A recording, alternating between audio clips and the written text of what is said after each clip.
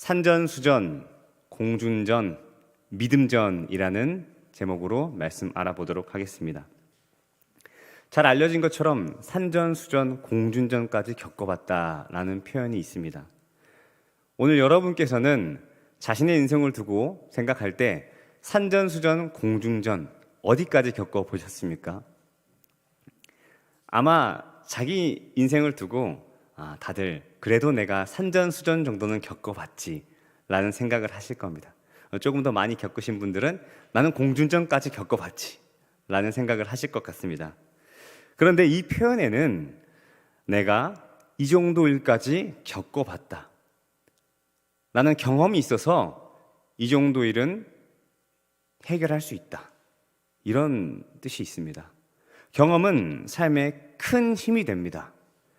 하지만 하나님을 믿는 사람들은 그 경험보다는 믿음을 바탕으로 살아가는 사람들입니다.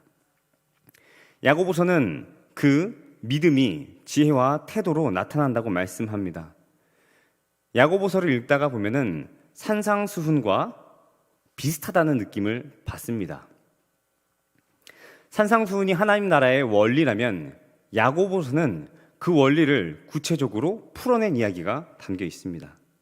그렇다면은 이런 구체적인 지침을 누가 작성했을까요? 야고보서는 야고보가 작성했지. 그런데 신약 성경에는 야고보가 4명이 등장합니다. 과연 이 4명 중 누가 저자일까요? 그리고 이 저자를 아는 게 왜 중요할까요? 첫 번째 야고보는 12명의 사도 중 요한의 형제인 세베대의 아들 야고보입니다. 둘째는 다른 사도인 알페오의 아들 야고보입니다. 셋째는 가롯 유다의 아버지 야고보입니다. 네 번째는 예수님의 형제 야고보입니다. 이 저자를 아는 것, 누가 야고보서에서 이렇게 예수님처럼 살아갈 수 있는 실천적인 지침을 주었을까요? 한 명씩 소거해 보겠습니다. 첫 번째로 가룟 유다의 아버지 야고보는 가룟 유다의 출생을 설명할 뿐이기 때문에 제외하도록 하겠습니다. 다음에는 2명의 사도 야고보가 남습니다. 먼저 알페오의 아들 야고보는 신약 성경에 이름만 올라가 있고 업적이 남아있지 않습니다. 그렇기 때문에 제외하겠습니다. 그러면은 세베대의 아들 야고보가 남습니다. 이 야고보는 사도행전 12장 2절에 헤롯 아그리파 1세의 박해 당시 순교했습니다. 야고보서의 배경이 박해를 받고 그 이후에 시기인 것을 봤을 때 시간적으로 이 야고보도 저자가 될 수가 없습니다. 그렇다면 마지막으로 남는 한 사람은 맞습니다. 예수님의 형제 야고보입니다. 그렇다면 예수님의 형제 야고보가 어떻게 이렇게 작성했을까요? 그건 바로 30년가량 바라본 그 예수님에 대한 경험과 지식이 믿음을 통해서 새롭게 되었기 때문입니다. 예수님의 형제들은 처음부터 믿음의 사람이 아니었습니다. 요한복음 7장의 초막절을 앞두고 모두 다 예루살렘으로 올라갈 때 형제들은 예수님께 말씀했습니다. 당신이 행하는 일을 제자들도 보게 여기를 떠나 유대로 가소서. 그리고 5절엔 이렇게 덧붙여져 있습니다. 그 형제들까지도 예수를 믿지 아니함이로라. 아주 오랜 시간을 함께 살았던 형제 야고보도 예수님을 메시아로 믿진 않았습니다. 그러나 예수님은 부활하시고 그에게 나타나셨습니다. 그리고 형제 야고보는 회심했습니다. 갈라디아에서에 보면 야고보의 이름이 등장합니다. 또 기둥같이 여기는 야고보와 게바와 요한이라는 표현이 등장하는데요. 사도 바울은 야고보도 자신이 받은 은혜, 곧 예수 그리스도가 하나님이라는 그 지식과 은혜를 알고 있는 교회의 지도자라고 말하고 있습니다. 그렇기 때문에 야고보서 1장 1절은 굉장히 큰 의미가 담겨 있습니다. 하나님과 예수 그리스도의 종 야고보는 흩어져 있는 12지파에게 문안하노라. 예수 그리스도의 종, 예수 그리스도의 동생이 아니라 종입니다. 함께 나고 자란 경험을 가지고 있는 동생 야고보가 아니라 그 경험이 부활로서 믿음으로써 새롭게 된 종 야고보가 말한다 라고 기록된 것입니다. 예수님을 알기만 해서는 지혜를 얻을 수 없습니다. 예수님을 아는 지식에 믿음이 더해질 때 그때 비로소 우리 안에 지혜의 샘이 열린다는 것을 믿으시기 바랍니다. 오늘 우리의 삶은 어떻습니까? 믿음이 있노라 하면서 혹시 세상과 우리의 태도가 같지는 않습니까? 바라보는 것이 같지는 않습니까? 그렇다면 우리는 스스로를 시험해 봐야 합니다. 믿음은 반드시 삶의 곳곳에서 지혜로 나타나야 합니다. 믿음은 반드시 사소한 순간에도 예수님을 드러나는 태도가 되어야 합니다. 이것이 야고보서 1장 1절 서론 중 저자에 대한 내용이었습니다. 그리고 이제 2절부터는 그런 지혜를 가지고 있는 야고보가 흩어져 있는 이스라엘 민족들에게 가르침을 주고 있는 것입니다. 2절부터 8절까지 내용을 통해서 우리는 오늘 세 가지의 교훈을 알아보기 원합니다. 첫 번째는 믿음의 삶에는 시련이 존재한다는 것입니다. 믿음의 삶에는 시련이 존재합니다. 2절입니다. 형제들아, 너희가 여러 가지 시험을 당하거든 온전히 기쁘게 여기라. 형제들아, 헬라어로 형제라는 말은 남녀를 모두 포함합니다. 그렇기 때문에 예수님을 믿는 모든 사람들이요, 믿음의 삶 안에는 시련이 존재합니다 라는 뜻이 됩니다. 시험이 무엇입니까? 마치 파도처럼 우리를 억누르는 상황과 환경이 시험입니다. 우리는 무의식적으로 믿음이 있으면 시험이 없을 것이다, 하나님을 믿으면 시련이 없을 거다라는 생각을 합니다. 정확하게는 믿음이 있으면 삶의 환경이 더 나아질 거라고 생각을 합니다. 더 편안한 집으로 갈 것이다, 더 좋은 차를 탈 것이다, 더 높은 자리에 갈 것이다, 더 많은 급여를 받을 것이다, 내가 하는 사업이 번창할 것이다, 이런 생각을 합니다. 믿음만 있으면 다 잘 풀릴 거야. 맞습니다. 믿음은 우리를 형통하게 합니다. 하나님은 믿는 자의 계획이 이루어지는 것을 기뻐하시고 또 도우십니다. 그러나 형통의 계절이 있다면 시련의 계절도 있습니다. 그 계절 가운데서 하나님을 믿는데 왜 나에게 이런 일이 벌어지지? 나의 믿음이 부족한 탓인가? 용서받지 못한 죄가 있어서 나에게 이런 일이 생기는 것인가? 더 가서는 하나님은 살아계시지 않는 것인가? 이런 영적인 침체를 겪게 됩니다. 그러나 시련의 때가 있다는 것을 기억해야 합니다. 날 때가 있고 죽을 때가 있으며 웃을 때가 있고 울 때가 있다는 것이 전도서의 가르침이 아닙니까? 그렇기 때문에 꽃길만 걷자라는 말은 하나님이 주시는 계절에는 시련도 있다라는 것을 모르는 말입니다. 바라기는 오늘 모인 우리가 하나님 손 안에는 형통함도 있고 시련도 있다는 사실을 깨달으시기 바랍니다. 그렇다면 우리는 이 시련을 어떻게 대처해야 하겠습니까? 두 번째 교훈은 이 시련 속에서 적극적으로 인내하라입니다. 적극적으로 인내하라. 2절에서 3절 말씀입니다. 온전히 기쁘게 여기라. 너희 믿음의 시련이 인내를 만들어내는 줄 너희가 알미라. 시련이 인내를 만들어내는 줄 너희가 알미라. 아멘. 기쁘게 여기며 인내해야 합니다.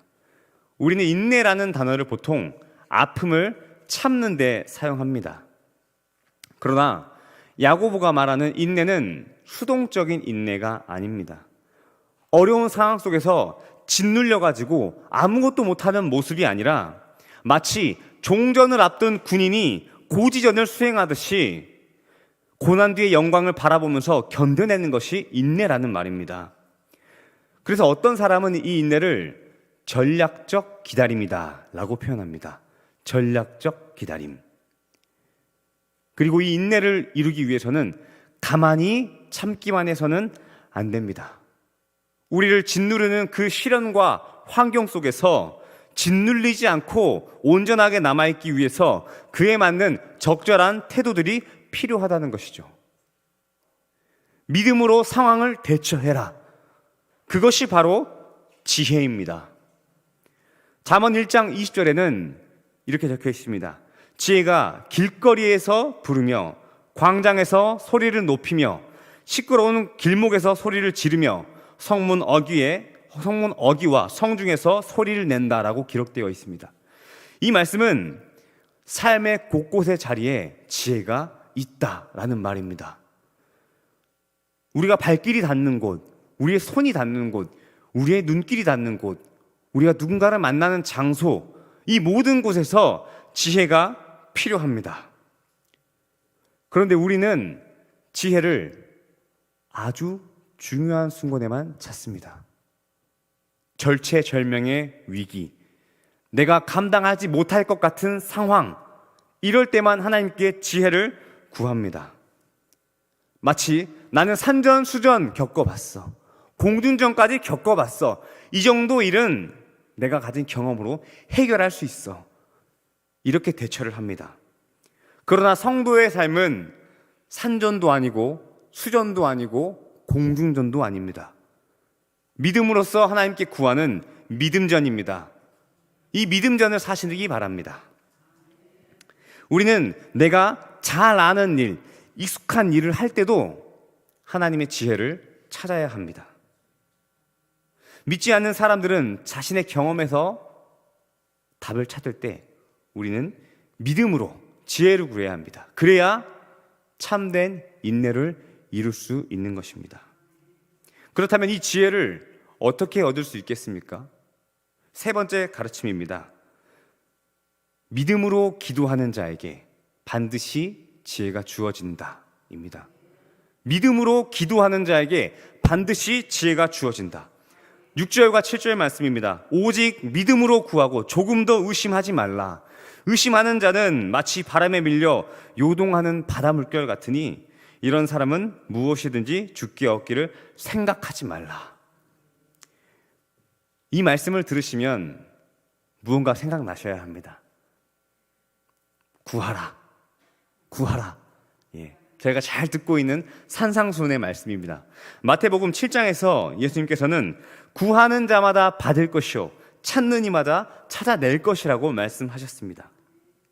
그리고 야고보는 이 믿음을 한 번 더 강조하고 있는 것이죠. 무엇을 강구해야 합니까? 지혜입니다. 우리의 기도 생활을 잠시 돌아보고자 합니다. 많은 사람들이 기도를 무엇이라고 합니까? 대화라고 합니다.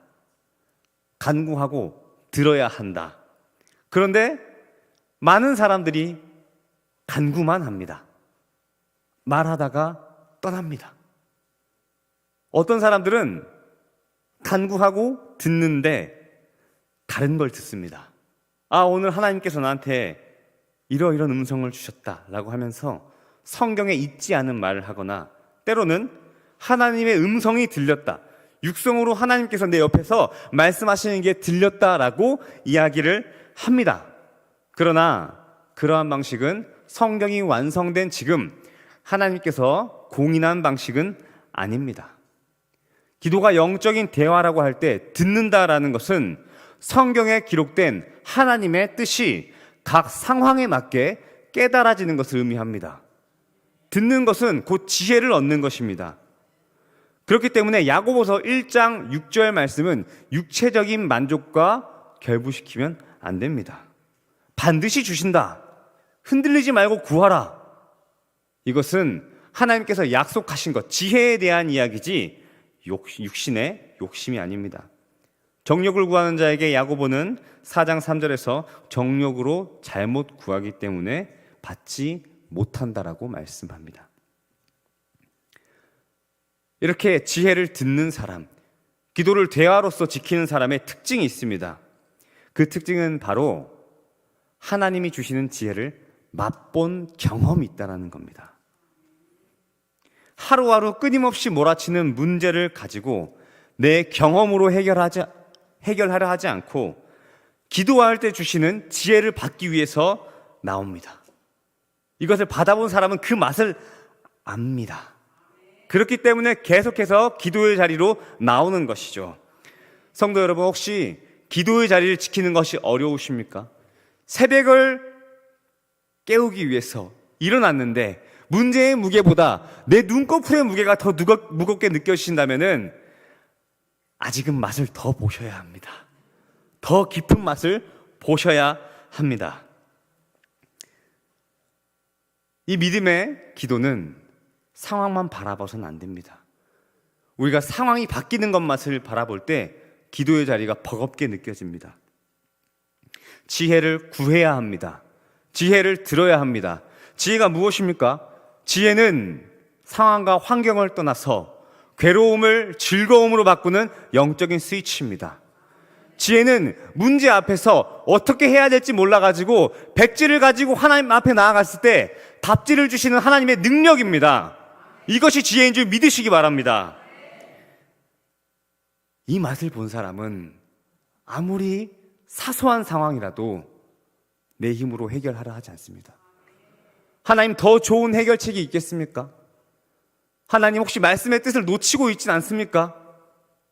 계속해서 검토하기 위해서 구하고 듣습니다. 때로는 며칠씩 걸리고 때로는 몇 년씩 걸립니다. 그러나 하나님께서 답을 주실 때, 그 지혜를 주실 때 마치 수학자가 난제를 풀어내듯이 몇 년씩 고심해서 난제를 풀어냈을 때 그 희열과 기쁨과 감사를 누리듯이 기도의 사람이 그것을 느낀다는 겁니다. 그렇기 때문에 우리는 문제가 크면 클수록, 상황이 어려우면 어려울수록 기도의 자리를 지켜야 합니다. 이렇게 기도했던 사람을 한 사람 보고자 합니다. 바로 여호수아입니다. 출애굽기 33장 11절에 여호수아의 이야기가 있습니다. 한번 띄워주시겠습니까? 사람이 자기의 친구와 이야기함 같이 여호와께서는 모세와 대면하여 말씀하시며 모세는 진으로 돌아오나 눈의 아들 젊은 수종자 여호수아는 회막을 떠나지 아니하니라. 수많은 기도의 대가들이 있지만 오늘 여호수아를 보는 이유는 모세의 밑에서 성장하던 여호수아가 문제를 앞에 두고 두려워하던 작은 존재였기 때문입니다. 모세가 떠나고 이스라엘 백성을 맡게 된 여호수아에게 하나님께서는 강하고 담대하라, 이 말씀을 3번이나 하셨습니다. 강하고 담대하라, 강하고 담대하라, 강하고 담대하라. 3번이나 강조하신 것을 볼 때 여호수아는 약했고 두려웠습니다. 그래서 모세와 함께 있을 때에도, 모세가 기도를 끝나고 떠났을 때에도 여호수아가 기도의 자리에 남아 있었습니다. 왜 그렇게 오랫동안 기도했을까요? 적어도 모세보다 더 오래 앉아 있었다고 해서 내가 더 영적이다라는 경쟁심은 아니었을 겁니다. 여호수아가 더 오래 머물렀던 이유는 그가 모세보다 더 많이 흔들렸기 때문입니다. 여러 문제를 두고 하나님의 지혜를 듣기 위해서, 흔들리는 자신을 다잡기 위해서 한 문제를 아뢰고 나면 또 다음 문제를 가져가고, 흔들리는 상황을 가져가면 또다시 흔들리는 마음을 가져가고, 그렇게 기도했기 때문에 모세보다 더 오래 오래 머물렀지 않겠습니까? 사실 이 말씀은 저에게도 큰 도전이 되는 말씀입니다. 앞에서 교회를 이끌어 가시는 담임 목사님이 저렇게 많이 배우시고 저렇게 많이 훈련 받으시고 저렇게 성숙하신 분도 앞에서 부르짖으시고 오랫동안 머물러 있으신데, 부끄럽게도 목사님의 앞모습을 본 날보다 목사님의 뒷모습만 본 날이 더 많이 있습니다. 여러분, 더 많이 흔들리는 사람이 더 많이 기도해야 합니다. 해결해야 할 문제가 많은 사람이 더 많이 기도해야 합니다. 문제가 커진다고 해서 기도를 멈추면 안 됩니다. 여러분, 성경에 관심 있으신 분들은 이 구약 성경의 히브리어 여호수아가 신약의 헬라어로 어떻게 불리는지 아실 겁니다. 바로 예수입니다. 가나안 입성을 이끌었던 그 여호수아, 예수님은 우리를 천국으로 이끄시는, 예수님께서 우리를 천국으로 이끄시는 예표가 바로 여호수아가 됩니다. 그리고 예수님은 오늘 회막에 남아있던 여호수아의 기도를 완전한 모범으로 보여주십니다. 바로 겟세마네죠. 예수님은 십자가에 달리시기 전 겟세마네에서 기도하셨습니다. 이때 예수님의 기도의 제목이 무엇입니까? 죽음입니다. 예수님의 문제가 무엇입니까? 죽고 사는 문제입니다. 예수님께서는 죽음까지도 기도로 다뤄내셨습니다. 우리가 기도로서 어떤 문제까지 다뤄야 합니까? 바로 죽고 사는 문제까지 다루는 그 지경까지 성장해야 하는 것입니다. 바라기는 어떤 상황에서도 물러서지 않는 기도의 사람이 되시기를 소망하고, 또 이 시간이 그런 시간이 되기를 소망합니다.